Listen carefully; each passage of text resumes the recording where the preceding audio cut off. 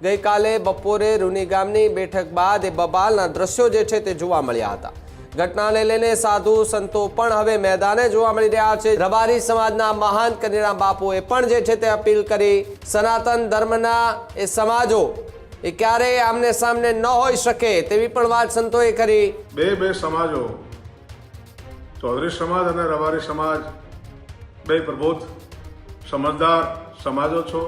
બંને સમાજના આગેવાનો સાથે મળીને ખૂબ સારી રીતે એનો સુખદ ઉકેલ પણ લાવી શકે છે અને એ બેસીને વાતચીતથી પણ આવા પ્રશ્નો હલ થાય। અને આ જે બંને સમાજો વચ્ચે તોડવાની જે અમુક લોકો દ્વારા કોઈ પણ પ્રકારની કોઈ પેરવી હોય તો એ બનાને હું ખાસ કરીને વિનંતી કરું છું કે સમાજ એ આપણે આખરે તો બધા હિન્દુ સમાજ છીએ અને આપણા વચ્ચે જે આ વેર ઝેર ફેલાય અને અત્યારે ગામડોની અંદર તો અત્યારે એટલી બધી સુખ અને શાંતિ છે।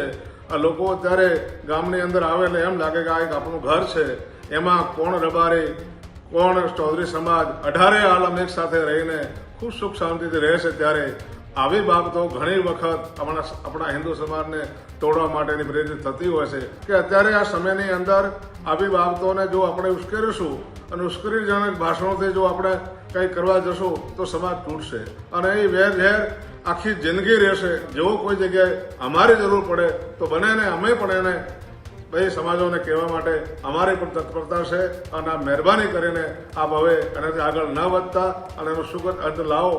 આખો વિડીયો જોતા પહેલા હજુ પણ અમારી ચેનલને સબસ્ક્રાઇબ નથી કરી તો યુટ્યુબ પર સબસ્ક્રાઇબ કરો અને ફેસબુક અને ઇન્સ્ટાગ્રામ પર ફોલો કરો।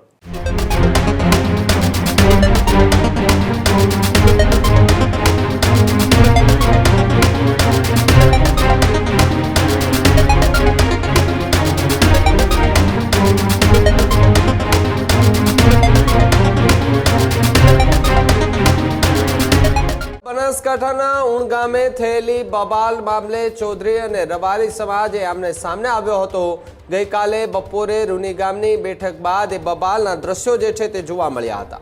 ઘટનાને લઈને સાધુ સંતો પણ હવે મેદાને જોવા મળી રહ્યા છે। જ્યારે બંને સમાજના લોકોને સાધુ સંતોની શાંતિ જાળવવા અપીલ જોવા મળી। રબારી સમાજના મહાન કનીરામ બાપુએ પણ જે છે તે અપીલ કરી। અન્ય સાધુ સંતો પણ એ બંને સમાજને શાંતિની અપીલ કરી રહ્યા છે। સનાતન ધર્મના એ સમાજો એ ક્યારેય આમને સામને ન હોઈ શકે તેવી પણ વાત સંતોએ કરી। બંને સમાજના આગેવાનો સાથે બેસી અને સમાધાન કરો।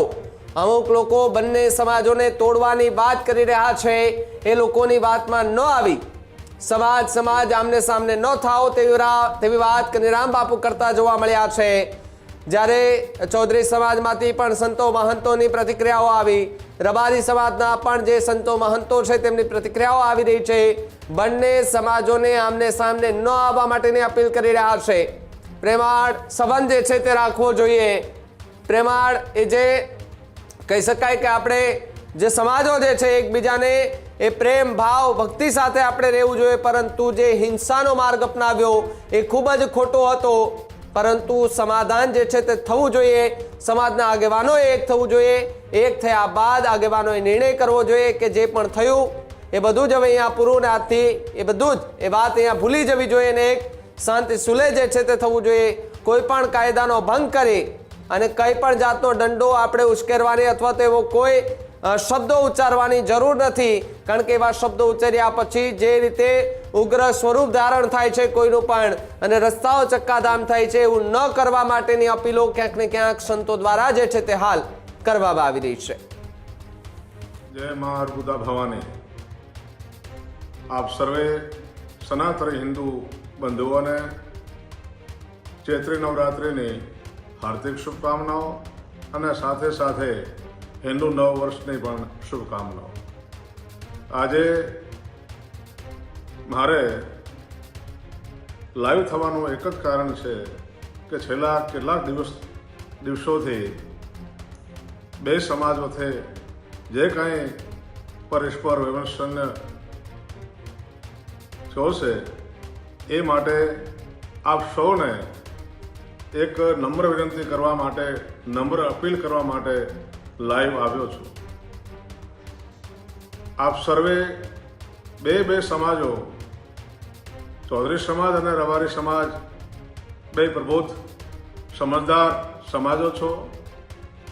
ઇન્સાન માત્ર ભૂલનો પાત્ર છે. હંમેશા ભૂલો બે પક્ષે થતી હોય છે. એમાં પ્રતિશત હોઈ શકે, કોઈના 80-20% હોઈ શકે, પણ ભૂલ બંને બાજુથી થતી હોય છે. ત્યારે આવા સમયે ખાસ કરીને બંને સમાજના આગેવાનો સાથે મળીને ખૂબ સારી રીતે એનો સુખદ ઉકેલ પણ લાવી શકે છે. અને એ બેસીને વાતચીતથી પણ આવા પ્રશ્નો હલ થાય. અને આ રીતે ધમાલ કરીને કે અથવા કોઈ પણ પ્રકારનો બળનો પ્રયોગ કરીને આ રીતે કોઈ સમાધાનો થતા નથી. માટે હું આપ સૌને, મારા બંને સમાજોને નમ્ર વિનંતી કરું છું, અપીલ કરું છું કે આપ બંને સમાજ વતી 5 આગેવાનો સાથે મળીને એનો કોઈ સુખદ ઉકેલ લાવો. અને આ જે બંને સમાજો વચ્ચે તોડવાની જે અમુક લોકો દ્વારા કોઈ પણ પ્રકારની કોઈ પેરવી હોય તો એ બનાને હું ખાસ કરીને વિનંતી કરું છું કે સમાજ એ આપણે આખરે તો બધા હિન્દુ સમાજ છીએ. અને આપણા વચ્ચે જે આ વેર ઝેર ફેલાય અને અત્યારે ગામડોની અંદર તો અત્યારે એટલી બધી સુખ અને શાંતિ છે. આ લોકો અત્યારે ગામની અંદર આવે એટલે એમ લાગે કે આ એક આપણું ઘર છે. એમાં કોણ રબારી, કોણ ચૌધરી સમાજ 18 આલમ એક સાથે રહીને ખૂબ સુખ શાંતિથી રહે છે. ત્યારે આવી બાબતો ઘણી વખત આપણા હિન્દુ સમાજને તોડવા માટેની પ્રેરિત થતી હોય છે. ત્યારે આપ સૌને મારી નમ્ર વિનંતી છે કે આપ સર્વે સાથે એક સાથ બેસીને અને એનો સુખદ અંત લાવો. અને કોઈ પણ ભૂલ થઈ હોય તો એ ભૂલને સુધારીને પણ આપણે સમાજની એકતા, ચૌધરી સમાજની અને રબારી સમાજની એકતા સદાય એવી મારી આપ સૌને નમ્ર અપીલ છે. કારણ કે અત્યારે આ સમયની અંદર આવી બાબતોને જો આપણે ઉશ્કેરીશું અને ઉશ્કેરીજનક ભાષણોથી જો આપણે કંઈ કરવા જશું તો સમાજ તૂટશે અને એ વેરઝેર આખી જિંદગી રહેશે. માટે આપ સૌને ગામડાઓ ના તૂટે, ગામડાઓની એકતા ના તૂટે અને આપ સૌ સાથે મળીને એક જીવ, એક તન, એક બંધ ધરતી રહીને અને આપણી આ સુખદ અંત આવે એવી આપ સૌને હું નમ્ર વિનંતી કરું છું. અને આપ સૌને મારી એ પ્રાર્થના છે કે આપ હવે એમાં આગળ ન વધતા, જે કંઈ ભૂલો થઈ ગઈ છે એને આગળ ન કરતા હવે સાથે રહીને અને આ સુખદ સમાધાન બંને સમાજોનું, રબારી સમાજનું અને ચૌધરી સમાજનું આવે એવા 5 આગેવાનો સાથે મળીને એનો નિર્ણય લાવે. અને ખાસ કરીને હું હિન્દવાણી પ્રગણાને અને વઢિયાર પ્રગણા બંનેને પણ આ પ્રસંગે એ કહેવા માગું છું કે આપ તો બહુ સમજદાર પ્રગણા છો 2 જણા. અને આ બંને પ્રગણાઓના, હિન્દવાણી પ્રગણા ચૌધરી સમાજ, વઢિયાર પ્રગણા રબારી સમાજ સાથે મળીને એનો સુખદ અંત લાવે. અને આપને જો કંઈ જરૂર હશે સમાજના આગેવાનોની તો બધા આગેવાનો ત્યાં જઈને એનો અંત લાવે.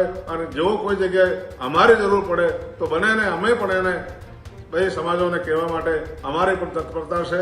અને આ મહેરબાની કરીને આપ હવે એનાથી આગળ ન વધતા અને એનો સુખદ અંત લાવો એવી આપ સૌને મારી નમ્ર અરજ છે. ઓગણીજી મહારાજ કી. આ જ પ્રકારની તમામ અપડેટ જોવા માટે ન્યૂઝરૂમ ગુજરાતને લાઇક, શેર અને સબસ્ક્રાઇબ કરવાનું ભૂલતા નહીં.